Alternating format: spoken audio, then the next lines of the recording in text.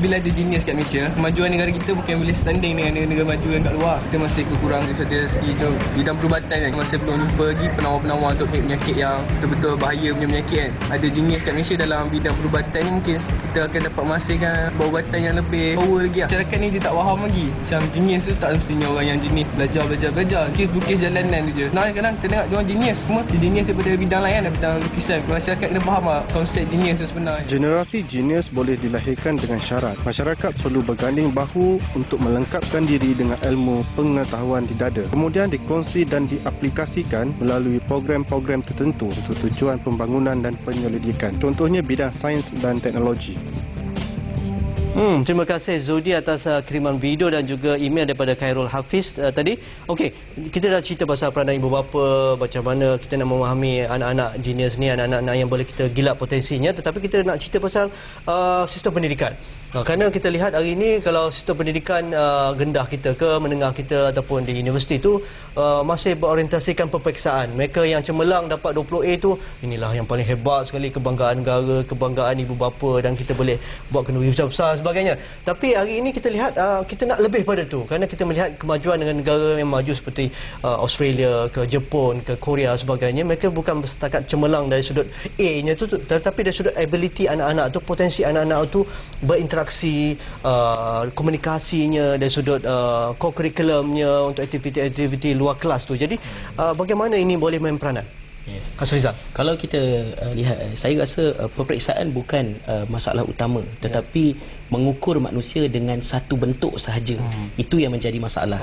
Kerana perlu diperluaskan kerana manusia yang begitu berseni ini perlu harus mempunyai banyak cara untuk kita mengukur keistimewaan dan kejayaan mereka. Saya lihat misalnya ketika saya bertugas di Island Utara, bagaimana lama dia di Island. Dah lah 5-6 tahun. Hebat tu, 6 tahun dia ada jadi saya lihat sendiri bagaimana sistem sekolah di sana. Para pelajar tidak diasing-asingkan mengikut keputusan peperiksaan markah tu 1 30 kelas A, 31 60 kelas B kan. Jadi yang kelas E ni cikgu pun dah malas dalam masuk kelas kan. Dan memang ke belakang-belakang je lah kan. Jadi dia berbalik kepada falsafah pendidikan di sana. Bahawa sistem pendidikan di sana percaya bahawa semua kanak-kanak adalah istimewa.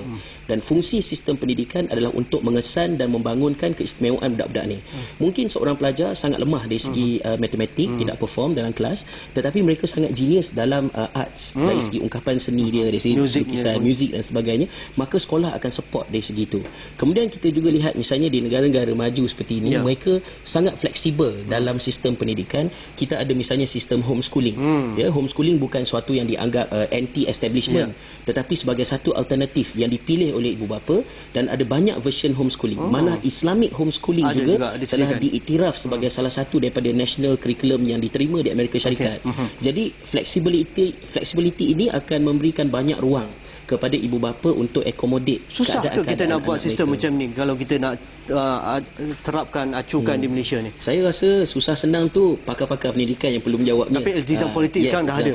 Saya mengharapkan sangat dalam perubahan yang ada pada ini. Tetapi dia harus bermula dengan persepsi kita terhadap manusia. Bahawa manusia diciptakan oleh Tuhan, tidak ada yang pandai dan bodoh, tetapi semuanya berbeza-beza kepandaian. Dan bertitik tolak daripada situ, sistem pendidikan, sistem sosial dan semuanya harus membina ke arah itu. Jadi satu tu cerita pasal sistem pendidikan.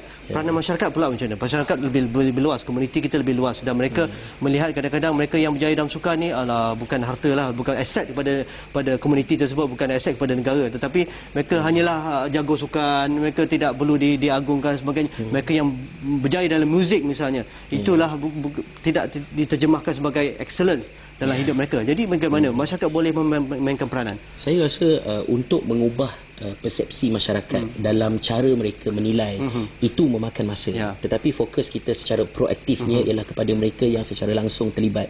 Misalnya saya sendiri, kalau saya berkeyakinan bahawa sistem peperiksaan bukan hanya satu-satunya cara untuk saya mengukur pencapaian anak saya kena tebalkan telinga saya. Kalau anak saya tidak perform dengan baik dalam peperiksaan, tak ada masalah. Balik biasanya memanglah sepupu-pupu saudara mara akan tanya anak periksa berapa A dan sebagainya. Saya menyebutnya biasa-biasa saja. Tapi saya yang sebagai ibu bapa yakin anak saya ada istimewa daripada sudut yang lain. Maka itu kekuatan yang penting. Dan sedikit demi sedikit insya-Allah mungkin jadi bermula daripada ibu bapa dan pelajar tu sendiri. Okey, sebelum kita teruskan perbincangan, sedikit ada masa lagi kita lihat blog ni Nur Hafizah 09blogspot.com mengatakan cemerlang akademik bukan penentu segalanya, seperti apa kita bincangkan tadi. Hari ini saya ingin berkongsi mengenai topik ini sebabnya ramai ibu bapa kini ingin sangat anak-anaknya berjaya sehingga menyebabkan ada kalanya anak-anak terasa tertekan sehingga mereka hanya berlakon di hadapan ibu bapa seperti menjadi anak yang menurut perintah. Namun sebaliknya anak-anak aktif dengan kegiatan yang kurang sopan di luar rumah. Ini pandangan Nur Hafizah 09blogspot.com. Antara mata, hati dan minda perkasa mari berfikir. mindaperkasa.blogspot.com mengatakan mentaliti orang bekerja. Ini salah satu juga blog yang boleh kita berkongsi pengalaman dan juga saya ada lagi. Tak ada lagi. Okey, itu saja yang sempat saya layari dan melihat bagaimana pandangan yang dilontarkan berkenaan anak. Akhir sekali, bagaimana kita boleh melihat secara yang lebih isu yang lebih global, lebih luas persepsi, bagaimana kita melihat mengiktiraf anak-anak ini walaupun mereka tidak berjaya dalam pelajaran, tetapi mungkin potensi itu dia boleh digilap dalam bidang-bidang yang lain. Bagaimana kita nak channelkan tu? Kalau dalam pengalaman saya mengendalikan program-program motivasi, kadang-kadang dapat pelajar cemerlang, kadang-kadang dapat pelajar bermasalah. Dalam banyak-banyak tu takkan semua hebat-hebat dia. Jadi pelajar-pelajar cemerlang ni satu cerita, tapi pelajar-pelajar mungkin dikatakan kurang cemerlang ni, tugas saya sebagai motivator ialah untuk mengubah keyakinan dan kepercayaan dia. Dia harus meyakini keistimewaannya. Dan dari satu sudut yang lain juga saya rasa penting untuk kita terangkan tentang fungsi agama, dari segi untuk memberikan beberapa kekuatan yang diperlukan, terutamanya dari segi emosi. Dan yang paling penting sekali ialah sense of purpose. Dalam segala kecerdikan, bijak pandai yang ada, sense of purpose, apa tujuan aku buat semua perkara ini, itu sesuatu yang perlu disuntik. Dan mungkin itu yang membezakan cendekiawan-cendekiawan Islam pada zaman yang silam dulu dengan kumpulan genius yang ada dalam tamadun yang lain. Kerana mereka itu ada strong sense of purpose, konsep syukur ya.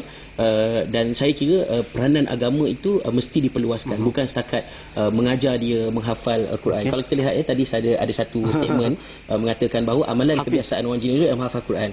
Itu kesilapan kita, kerana kita melihat menghafal Al-Quran ialah satu pencapaian. Sedangkan dalam sejarah Islam, menghafal Al-Quran ialah satu asas. Dia bukan pencapaian. Saya cita-cita nak jadi hafiz, tidak.